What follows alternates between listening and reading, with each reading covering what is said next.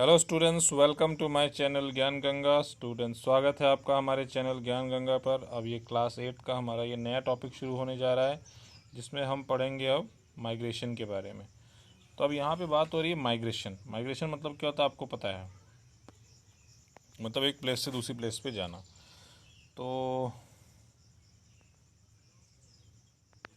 अब यहाँ पे देखिए बताया गया है, जो एक्सकर्शन पार्टी थी वो एंटर करती है फॉरेस्ट में अंदर की तरफ, गाइडेंस ऑफ माधव जी के अंडर में। ठीक है। They sit near the Tawa reservoir to relax for some time. वो कहाँ पे बैठे हैं? तावा रिजर्वायर के पास बैठे हैं कुछ देर के लिए रिलैक्स करने के लिए। पहले ऑब्जर्व करती है some of the birds near the river. वो देखते हैं कि भाई वहाँ पे कुछ बर्ड्स हैं जो नदी के पास आए हुए हैं। Madhav ji tells the children that these are migratory birds. अब माधव जी उन्हें ये बता रहे हैं कि भाई ये क्या है, ये कुछ माइग्रेटरी बर्ड्स हैं। So Madhav ji is telling the children that these are the migratory birds. Okay, so these birds have flown here from other parts of the world. migratory birds का मतलब वहाँ पे ये समझा रहे हैं कि ये पक्षी हैं यहाँ पर्टिकुलरली नहीं पाए जाते हैं, ये दुनिया के किसी दूसरे हिस्से से, किसी दूर हिस्से से यहाँ पर पे ये उड़ करके आए हैं। तो वो हो गए माइग्रेटरी बर्ड्स। मतलब these birds have flown here from other parts of the world. ये जो पक्षी हैं ये दुनिया के किसी दूसरे हिस्से उड़ के इस तरफ आए हैं। ठीक है, ये हो गया माइग्रेटरी बर्ड्स। तो बोल रहा है भाई migratory birds fly to far away areas every year during a particular time because of climatic change. ये जो माइग्रेटरी बर्ड्स है भाई एक जगह से दूसरी जगह क्यों जाते हैं? तो इनका इधर जाने का कारण है क्योंकि वहाँ जो पर्टिकुलर जो क्लाइमेटिक कंडीशंस होती हैं वो उनको सूटेबल होती है। मान लो वो कहीं पर्टिकुलर जगह पर रह रहे हैं, वहाँ पे जो क्लाइमेटिक कंडीशन है वो सूटेबल नहीं है, तो वो सूटेबल कंडीशन अगर वहाँ पे नहीं है तो वहाँ से वो लोग उड़ के कहीं दूर किसी एरिया में चले जाते हैं जहाँ पे क्लाइमेटिक कंडीशन थोड़ा सूटेबल होती है, ताकि वो आसानी से वहाँ पर रह सकें। तो ऐसे बर्ड्स को बोलते हैं माइग्रेटरी बर्ड्स। माइग्रेटरी बर्ड्स जो होते हैं वो एक जगह से दूसरी जगह पर उड़कर जाते हैं। So you have to keep in mind that migratory birds fly away to far places to adjust themselves to a particular climatic conditions. तो बोल रहा है they fly for laying egg as the weather in their natural habitat becomes very cold and inhospitable. ये पक्षी क्या करते हैं, ये एक जगह से दूसरी जगह उड़ के जाते हैं। मान लो उनकी जगह पर वेदर बहुत कोल्ड हो गया हो या बहुत हॉट हो गया हो, तो वो एक जगह से दूसरी जगह उड़ के जाते हैं ताकि वहाँ जाके वो अंडे दे सकें, अपने बच्चों को कर सकें और पूरा अच्छे से अपना लाइफ साइकिल चला सकें। तो इसलिए अपने आप को एडजस्ट करने के लिए इन्वायरमेंट में और अपनी पॉपुलेशन को बढ़ाने के लिए वो अपने आप को इस तरह से एक प्लेस से दूसरे प्लेस पर पहुंचा देते हैं उड़ करके। ठीक है। Birds who cover long distance to reach another land are known as migratory birds. यही आपको रखना है कि माइग्रेटरी बर्ड्स वो होते हैं जो लॉन्ग डिस्टेंसेस कवर करके एक जगह से दूसरी जगह पर जाते हैं। ठीक है, तो ये है बर्ड्स के बारे में। Birds who cover long distances to reach another land, यानी कि वो पक्षी जो एक जगह से दूसरी जगह की बहुत लंबी दूरी तय करके जाते हैं, उन बर्ड्स को, उन चिड़ियों को हम बोलते हैं क्या? Migratory birds. ठीक है,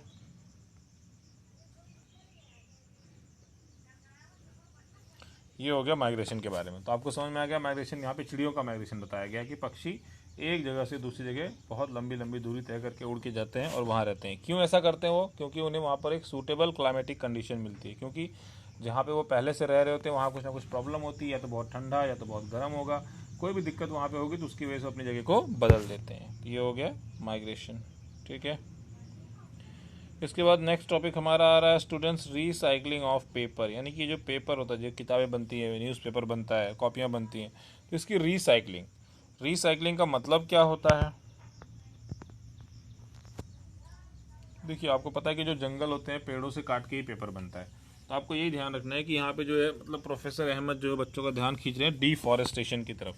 डिफॉरेस्टेशन का मतलब क्या होता है? पेड़ों का काटना। ठीक है, डिफॉरेस्टेशन मतलब क्या होता है? जंगलों को काट के साफ करना किसी न किसी कारण से, या तो वहाँ घर बनाना हो, या तो उन पेड़ों की लकड़ी का काम हो, या वहाँ खेती करनी हो, तो किसी भी कारण से ही कहा जाता है डिफॉरेस्टेशन। तो डिफॉरेस्टेशन का मतलब ये होता है जंगल को काटना या पेड़ को काटना बड़े पैमाने पर। ठीक है, तो इसका क्या एक और नुकसान हो रहा है? He tells them that it takes 17 full grown trees to make 1 ton of paper. देखिए 1 टन पेपर बनाने के लिए कितना चाहिए? 17 full grown trees to make 1 ton of paper, यानी कि अगर 1 टन पेपर बनाना हो तो 17 पेड़ चाहिए भाई। देखिए पेपर बनने में कितने पेड़ों को काटा जा रहा है। तो इसलिए हमें बोला था भाई पेपर को बहुत संभल के यूज़ करना चाहिए, पेपर को बहुत तरीके से यूज़ करना चाहिए, पेपर को वेस्ट नहीं करना चाहिए। क्यों? क्योंकि भाई जो पेपर है वो पेड़ों से बनता है और पेड़ों को काटना पड़ता है। तो 1 टन पेपर बनाने के लिए लगभग 17 यानी कि लगभग 17 पेड़ चाहिए। Therefore we should save paper, इसलिए भैया हमें ध्यान रखना चाहिए कि हमें पेपर को बचाना है, हमें पेपर वेस्ट नहीं करना चाहिए। Professor Ahmad also tells that the paper can be recycled 5 to 7 times for use. और एक और बड़ी चीज़ बताइए कि जो पेपर एक ऐसी चीज़ को रिसाइकिल किया जा सकता है। मतलब मान लीजिए आपने एक बार पेपर को यूज़ कर लिया तो उसको दोबारा उसको रद्दी में हम बेच देते हैं, तो रद्दी वाला ले जाता है दोबारा उसको फैक्ट्री में देता है, तो फैक्ट्री में दोबारा उसी पुराने पेपर को रिसाइकिल करके उसको अच्छे से ट्रीट करके फिर से नया पेपर बना दिया जाता है। ठीक है, तो आपको ये याद रखना है कि पेपर जो है, पेपर क्या कर सकते हैं, कैन बी रिसाइकल, मतलब उसको रिसाइकल किया जा सकता है 5 to 7 टाइम्स फॉर यूज़, मतलब 5 से 7 बार उसको रिसाइकल करके उसको फिर से हम यूज़ कर सकते हैं। तो पेपर की एक अच्छी क्वालिटी है, इसलिए पेपर को आप जलाइए नहीं, पेपर को इधर उधर फेंकिए नहीं, पेपर को हमेशा रद्दी वाले को बेच दीजिए। जो भी आता है तो वो रद्दी वाला ले जाएगा, फैक्ट्री में पहुंचा देगा, फैक्ट्री में जाके वो पेपर फिर से रिसाइकिल होकर नया पेपर बन के आपके पास आ जाएगा। तो इससे क्या होगा कि हमारे जो पेड़ कट रहे हैं वो पेड़ कटेंगे नहीं, पेड़ को कम से कम काटना पड़ेगा और हमारा काम चलता रहेगा। ठीक, और हर स्टूडेंट को पेपर सेव करने चाहिए। ठीक है, और अगर हम पेपर सेव कर रहे हैं तो इस तरह से हम बहुत सारे पेड़ों को भी बचा लेंगे साल भर में। तो हमें पूरी कोशिश करनी चाहिए कि पेपर बचाओ। पेपर बचाने का मतलब क्या है? पेड़ बचाना। ठीक है, we should save, use paper and recycle it. हमें पेपर को सेव करना चाहिए, रीयूज़ करना चाहिए और पेपर को रिसाइकिल भी करना चाहिए ताकि पेड़ों को कम काटना पड़े। इससे क्या होगा, हम केवल ट्रीज़ को ही नहीं बचाएंगे बल्कि एनर्जी और वाटर को भी बचाएंगे जो भी मैन्युफैक्चरिंग में लगता है पेपर की। तो पेपर को सेव करने से एनर्जी भी बचेगी, पेड़ भी बचेंगे, वाटर भी बचेगा, सब कुछ बच रहा है। ठीक है, बहुत फ़ायदा है। तो the amount of harmful chemicals used in paper making will also be reduce. और एक और चीज़ भाई, पेपर को बनाने में जितने भी हार्मफुल केमिकल्स यूज़ होते होंगे उनका भी तो यूज़ कम हो जाएगा। इसलिए हमें पेपर बहुत सोच समझ के यूज़ करना है। ये आपको ध्यान रखना है कि पेपर इसलिए हमें बहुत सोच समझ के यूज़ करना है ताकि कम से कम पेपर वेस्ट हो और कम से कम पेड़ों को काटा जाए, कम से कम वाटर का वेस्टेज हो, कम से कम एनर्जी का वेस्टेज हो और कम से कम केमिकल्स को यूज़ किया जाए पेपर को बनाने में, जो हार्मफुल केमिकल्स होते हैं। तो इसलिए पेपर सेव करने की आदत हमेशा डालिए आप लोग। पेपर सेव करने का मतलब आप बहुत बड़ा कंट्रीब्यूशन कर रहे हैं अपने नेचर के लिए। ठीक है, चलिए इसके बाद नया टॉपिक आ गया स्टूडेंट्स, रीफॉरेस्टेशन। इससे पहले हमने क्या जाना था? डीफॉरेस्टेशन। डीफॉरेस्टेशन का मतलब होता है पेड़ों को काटना और रीफॉरेस्टेशन का मतलब होता है पेड़ों को लगाना। तो reforestation is restocking of the destroyed forest by planting new trees. अगर मान लो कोई जंगल था उसको हमने काट काट के ख़त्म कर दिया, तो हम उसको कैसे सही करेंगे? उसको हम सही करेंगे रीफॉरेस्टेशन के द्वारा। तो reforestation is what? Reforestation is restocking of the destroyed forest by planting new trees. मतलब नए पेड़ पौधे लगाकर किसी उजड़े हुए जंगल को फिर से हरा भरा बना देना, वही होता है रीफॉरेस्टेशन। तो लार्ज स्केल पे या थोड़े बहुत भी अगर आप पेड़ पौधे लगा रहे हैं तो इसका मतलब आप रीफॉरेस्टेशन कर रहे हैं। ठीक है, तो डिफॉरेस्टेशन मतलब पेड़ों को काटना और रीफॉरेस्टेशन मतलब पेड़ों को लगाना। तो याद रखिएगा, डिफॉरेस्टेशन पेड़ों को काटना और रीफॉरेस्टेशन मतलब पेड़ों को लगाना। ठीक है, अब आ रहा है इसके बाद, planted trees should generally be of the same species which were found in that forest। एक और चीज़, मान लो किसी जंगल में आप लगा रहे हो तो जंगल में जो पेड़ पाए जाते थे उन्हीं पेड़ों को आप लगाइए, तभी वो सही रिफॉरेस्टेशन माना जाएगा।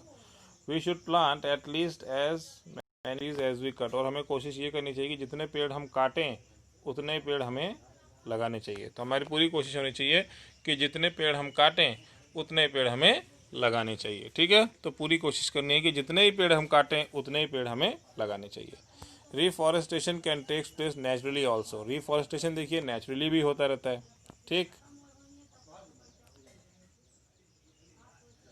If the deforested area is left undisturbed it reestablishes itself. अगर मान लो जो डिफॉरेस्टेड एरिया है अगर उसको छोड़ दिया जाए वैसे ही, तो धीरे धीरे उसमें और भी पेड़ अपने आप उग जाते हैं। ठीक है, in natural reforestation there is no role of human being. Natural reforestation में क्या होता है कि ह्यूमन बीइंग का कोई रोल नहीं होता है। So you have to remember that in natural deforestation there is no role of human beings.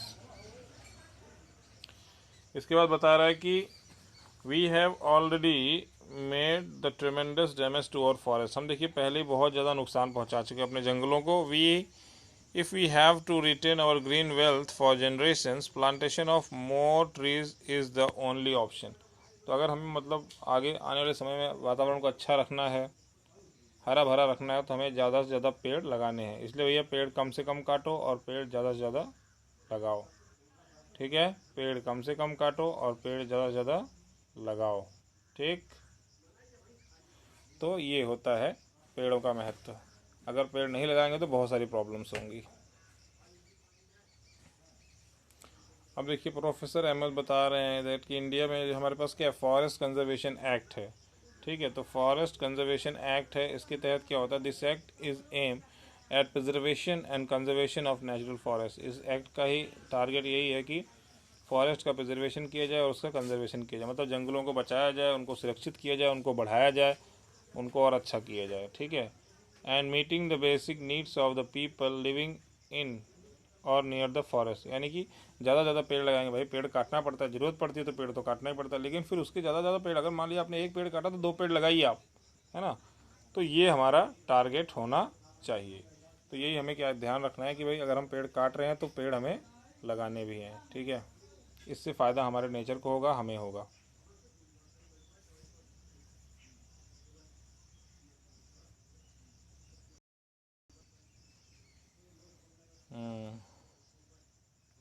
तो इस तरह से स्टूडेंट्स हमारे चैप्टर ख़त्म होता है.